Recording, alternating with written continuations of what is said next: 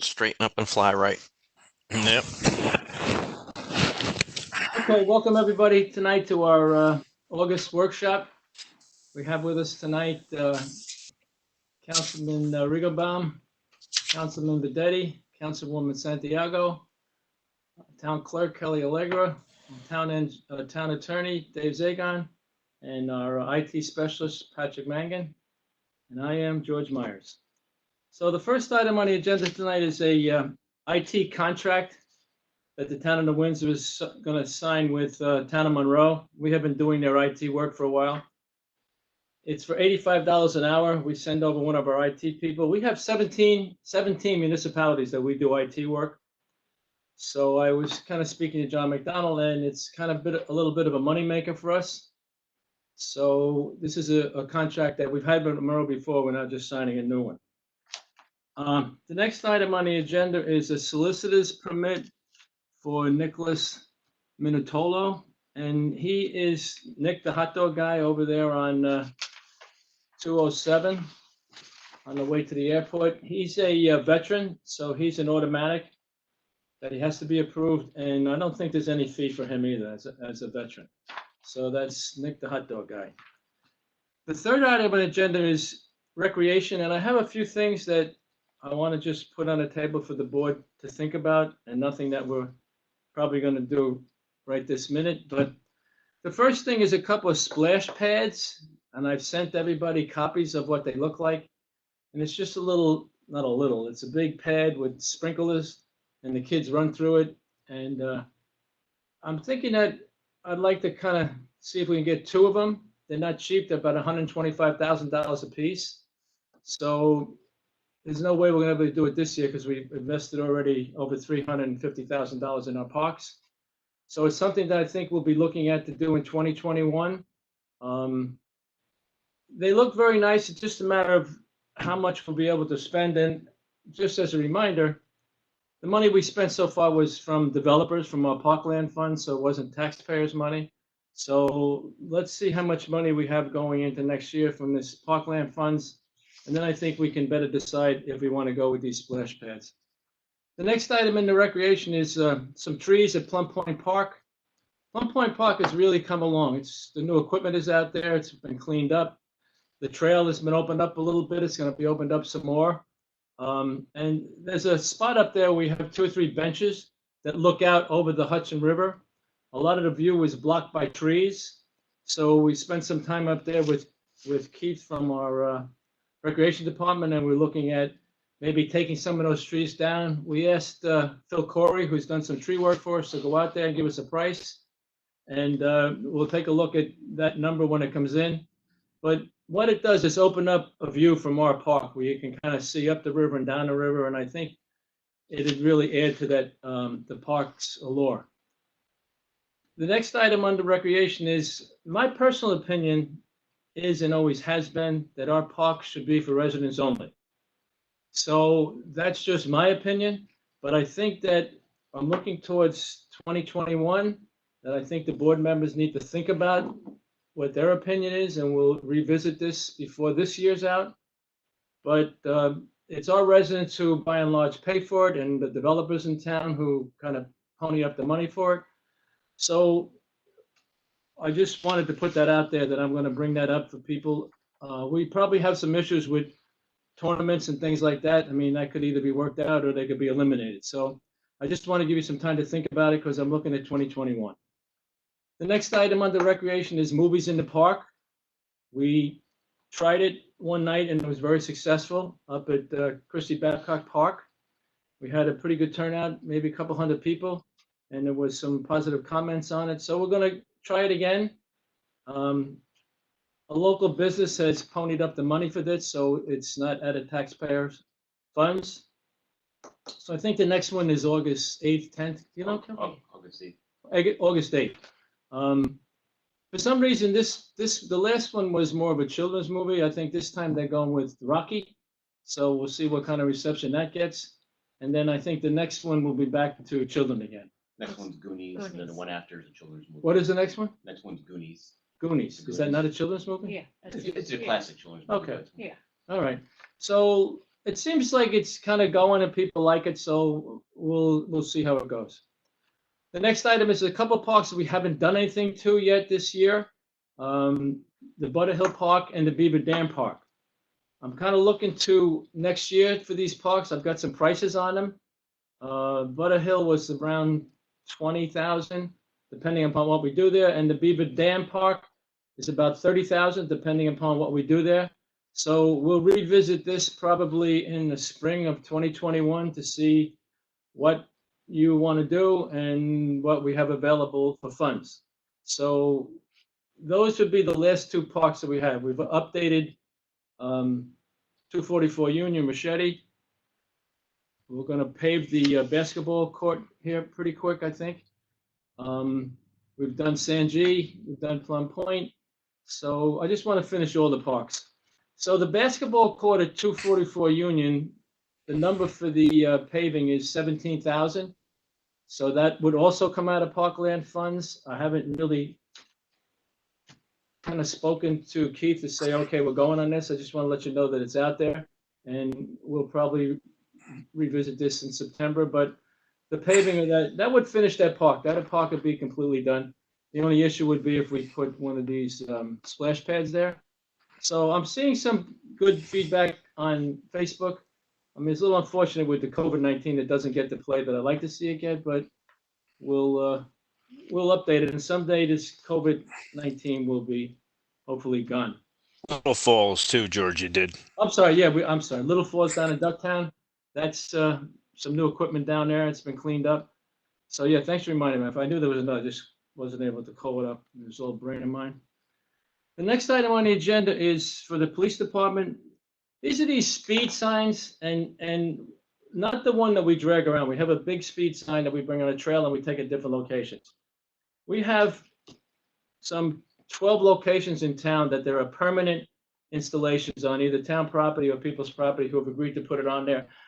Anthony Feo, our highway superintendent, installs it, and we only have 2 signs. So we have 12 locations and only 2 signs.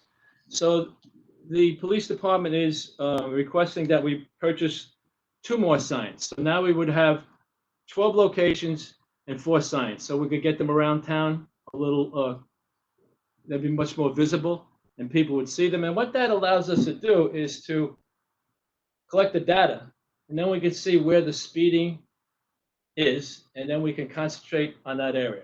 So I would certainly suggest that we spend this. It's $5,365 each times 2, a little under $11,000, but that would give us 4 signs for 12 locations. And we could also add more locations at some point in time. So that's that one. The next one is on number 5 is we did an RFP for the Masons Ridge, which is out there on 32 by Devitt's. And we did not get any bids in today, but we have another date that is, I think, August 24th. And we'll see if we get any bids in then to see if anybody's interested in that building. It's a very nice building, but it needs to be for a specific purpose. So I'm hoping that maybe we get someone to bid on it by August 24th. And Dave Zagon and Kelly Allegro are kind of working on that. And if not, then I guess we'll have to really start to try and rent it out.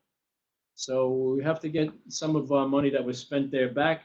And it's a really nice building. I mean, a lot of people want to rent it. Obviously, this COVID-19 is throwing us off a little bit. But let's hope that we get something back, some kind of proposal, August 24th. The next item on the agenda is the gymnasium that we are selling to Simone Group. Dave, you want to speak to this a bit, or you want me to? Is he muted? To talk about it, or No, I'll just go over it. okay. So what's going on now is Dave is putting a contract together for Simone to look at. And as everybody knows, we're selling that for over $500,000. And then once the contract's put together, we'll have some discussion and get a down payment from Simone. And obviously one of the issues that's kicking around Simone's head is the moratorium. So the moratorium that we're in right now, I think, takes us to sometime in November. And this may take us that long to get this thing done, but we'll see how that goes. So hopefully that gets done sooner than later. The next item is we're calling for a public hearing Wednesday. We'll call for the public hearing for Stewart Hill Industrial Park. That's the one out there on, was it Tolman Road? Yeah, Tolman Road. And there's some court case going on with that, and the judge ruled, but now they come back in again and they want to do something a little different. So they have to get some relief to do that. So this will be on the agenda just to call for the public hearing. And then the public hearing we'll have in September. We'll let them come in and see what they have to say, and then you guys can decide how you want to go on that one. Next item on the agenda is I'm proposing some changes to the town code. One of the things that I'm looking at are stop signs and some no parking signs. And I'm making a proposal that all the roads, all the town roads, the speed limit be lowered to 30 miles an hour. There are a few places in town where it's 40, and they're most on the western end, if not all, like Station Road, Beatty Road out that way, Morse Hill, Riley Road. So I think that the town is getting much more populated, and there's a lot of people living out there. So it's my opinion that we should kind of just do the whole town, and we can only do town roads. We can't control county roads like Union Avenue or state roads like 9W or 94. That's up to the state and the county. But I think that it's a little more complicated than I thought. I mean, just quickly, we have to get an engineering study done. Somebody like Greeley would have to come in and take a look at what's going on. Then we have to go to the county for their approval. Then we have to go to the state for their approval, and then we can do it. So I'm thinking that we need to do that. I have the police department looking at it now. They'll send me something hopefully in the next week or two. I'll get it to you guys, and we'll kind of talk about it. I don't think that the traffic study can be all that expensive because it's not the whole town. It's just probably 5 or 6 roads maybe that he has to look at. And we may have some data for him off of these speed things that we have. So I just think that the town's not going to get any smaller. It's going to get bigger. And, you know, we've been have some issues with traffic stop signs and people in developments thinking people were running stop signs and they're speeding. So we've been out there. We've issued a whole bunch of tickets down in the reserve, some tickets up in Nina Street, Countryside, up that way. So I think this would kind of help people, let's put them on notice. And the people that we were writing summons to, obviously, what we knew going in, they're the residents. They're nobody from New Jersey. I mean, they kind of usually live up there. So we're just trying to educate them that there's children out there, and sooner or later the buses will be coming. So we really need to just address this, and we'll see what the cost is for the traffic study, and then we go from there. The stop signs and no parking signs, we can do that ourselves. We don't need anybody for that one.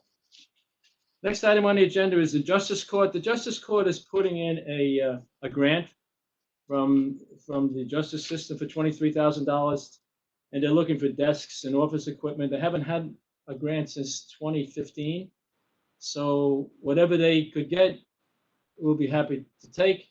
Who knows what this COVID business is going to do to us, but Trish in the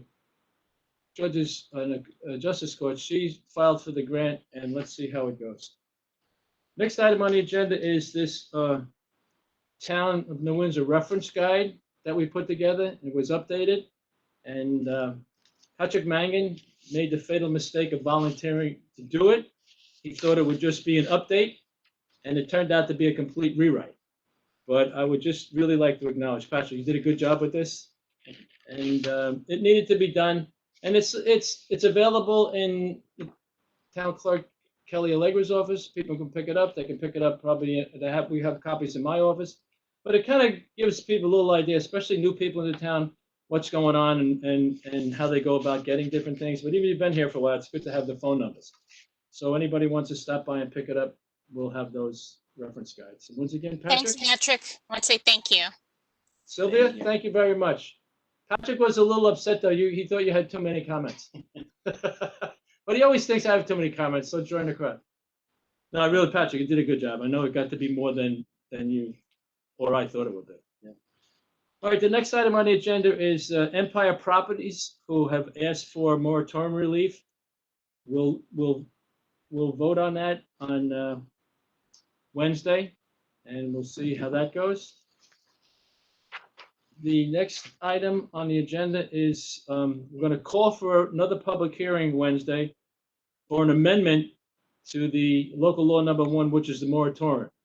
We're just going to ask to amend this so first responders can build if they want to build a new station. And it turns out that Valesgate Fire Company is in the very early stages of building a new fire station. So I'm not too sure that they'll get anywhere this year, but just so they could kind of get started. And if they have to get to the planning board before the moratorium is listed, this would allow them to do it. So that's what that, we'll call for that public hearing and we'll have that in. Right. George, that's actually going to be the public hearing. We called for Which that. one? For the first responders, for that Oh, amendment. We called last month? We did. My mistake. Okay, so we're going to have the public hearing. Steven, do you know if anybody's going to come from the fire company? I'm sure they'll be online. I mean, I'm- if they want to make some comments, they probably Yeah. should either come or get online. Yeah, they're aware of it. Okay, just as long as they're aware. Yeah, I forgot that we called for that public hearing. So we'll have that, and that, we'll see how that goes after they make whatever comments. But that's pretty much what they want to do. They want to just get started if they can. And we'll see how you feel about it. Okay, that's the end of the public portion of the workshop. We're going to go to executive session now and discuss some litigation and some personnel issues. So Patrick, say goodbye to everybody.